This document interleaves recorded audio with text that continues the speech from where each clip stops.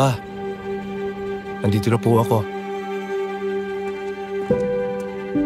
Ramdam ko yung mundong pinangako ni Ram para sa'yo. Alam kong mahahanap ko siya para sa'yo. Pa, hintay ka lang dyan ha. Malapit na ako.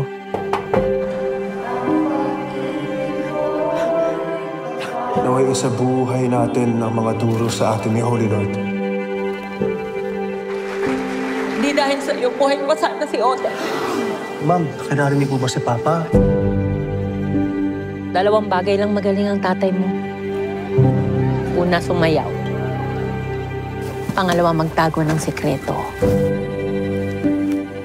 Hola, I'm Ron from Spain.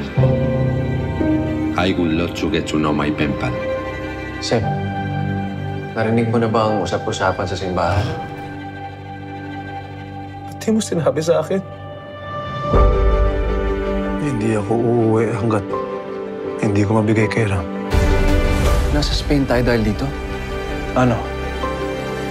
Isusumbong mo ako sa pastor mo? Ang gagawin ko pa? Sir! Are you Ram? Run, mi amor. Run towards the gloom. I'll be waiting.